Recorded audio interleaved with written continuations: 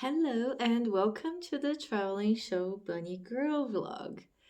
And in today's episode, I would like to speak about traveling because I just realized that I haven't. And I call myself a traveling show girl, and I do travel quite a lot, but this is fourth episode, and I'm like, I haven't touched the subject of traveling yet.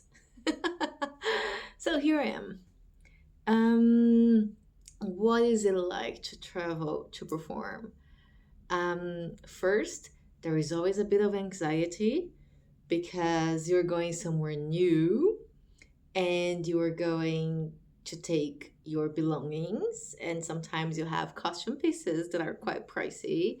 But even if they were not like pricey as you made them, the amount of hours and effort and your vision is there, right? So there is always this little bit, of a heartbreak that I have when I have to, check in my luggage with my costume.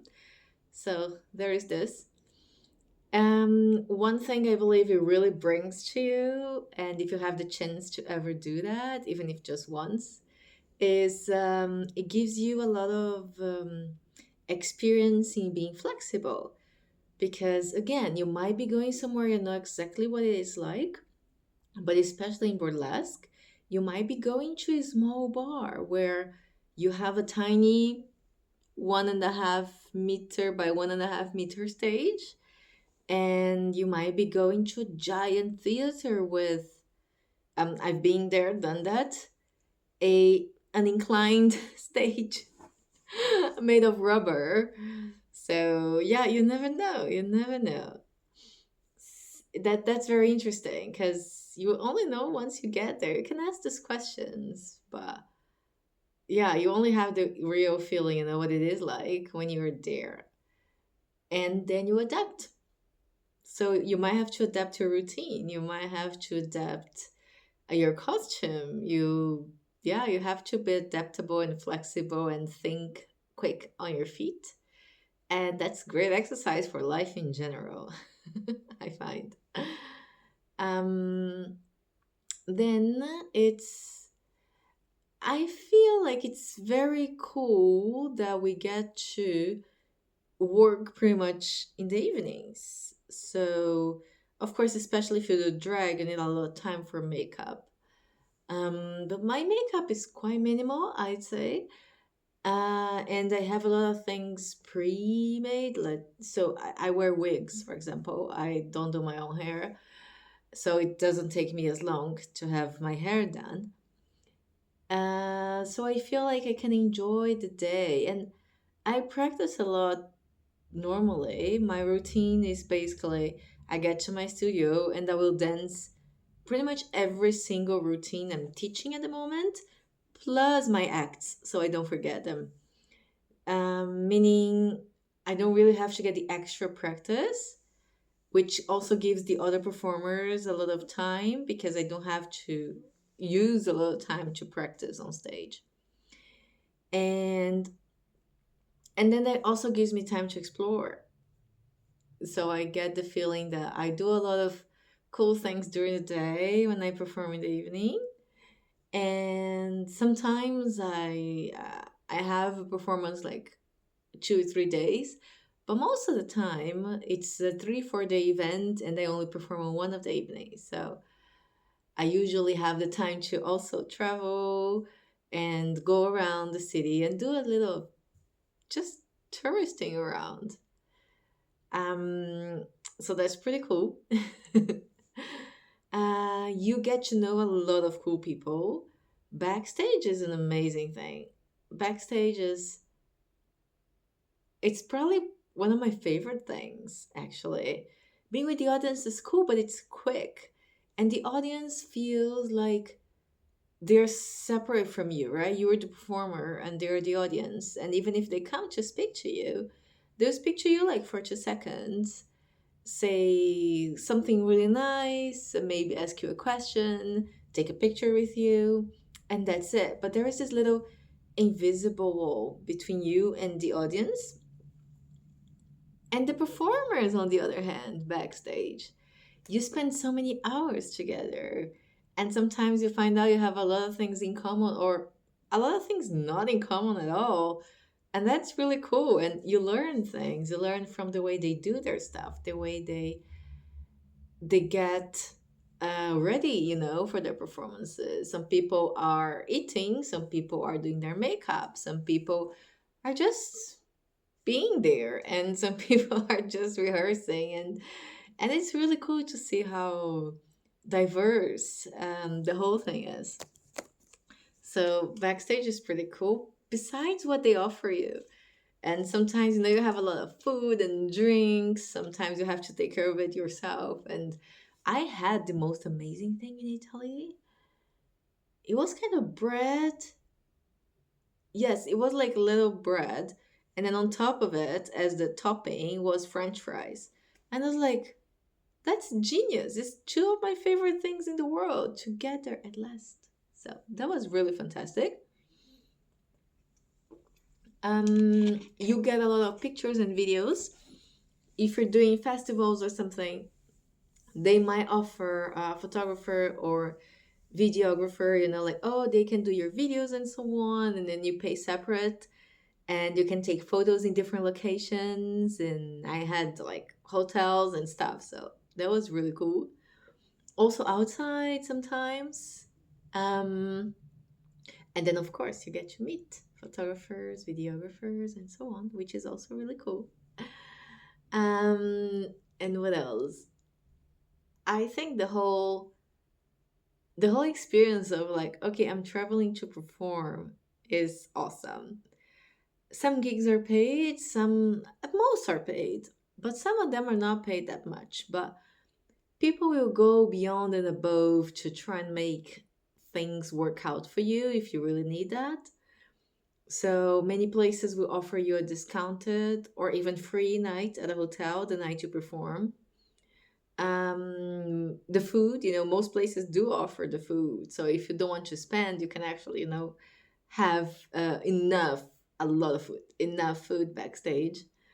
Um, and most of the time, transportation is on you, which I don't mind at all.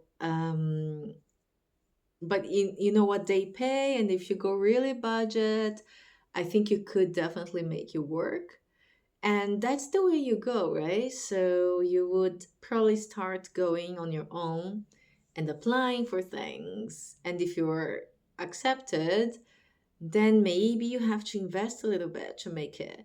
But then little by little, that's how you build your name anyway. And eventually, they might be inviting you and then paying you to be there and help them, maybe as a guest, or if it's a competition, as a judge, and etc. Um, and sometimes things happen out of the blue.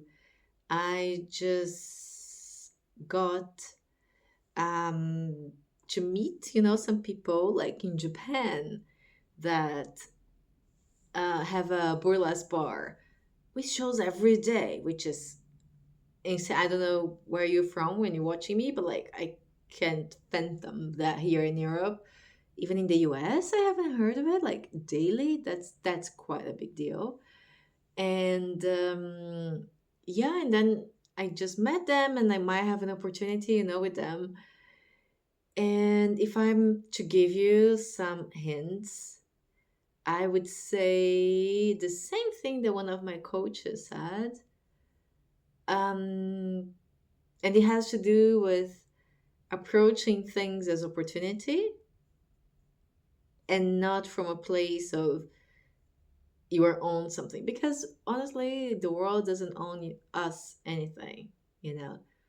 I have my stuff that I want to show, and I have the things that I want to do. And if I want to do them, I should work towards that, however it looks like. Um, and I feel like the more that I'm just happy to be part, and the more that I come from this place of love and share and community, the more I get out of it. The more I the more opportunities actually show up for me. So it's about being a good person too. It's not just about being a good performer, because there are many good performers. And actually, there is a lot of good people too. So just being happy, to be around and being nice to be around. That's something that really helps. um, yeah, and traveling. Why I decided to do this vlog about traveling. It's a lot because I love traveling.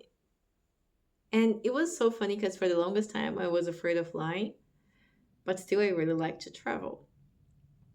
And I like the whole not necessarily being away from my life kind of thing because my life's pretty cool, but I like the whole experience of trying new places, eating new food, and getting inspired. It's so inspiring to see other cultures and other people. I was so inspired to watch this burlesque show in Japan. And it's a little bit also of going beyond our stereotypes. So being open to seeing things from a different perspective and understanding cultural differences. I don't think I would be so um, sensible towards cultural differences if I hadn't traveled as much as I have. And it's very funny because even if you do, you can still get stuck.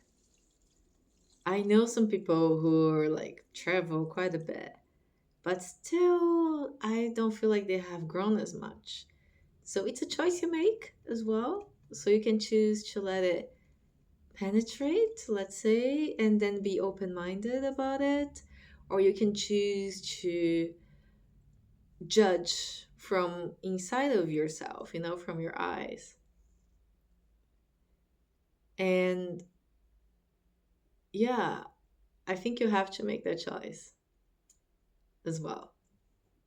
Am I going to just observe and understand, and or am I going to see and be like, yeah, I don't think that's the right way of doing it. There is this big difference between understanding what is a preference and understanding what is right or wrong. So of course there are some things that are right and wrong, obviously, but most things are actually simply preference. There is no real harm in doing them one way or the other.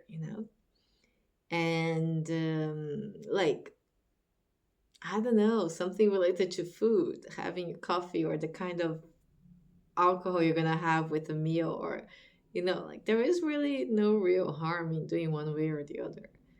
It has everything to do with a preference. So yeah, it's about being open to those things and learning. I discovered some of my favorite things traveling.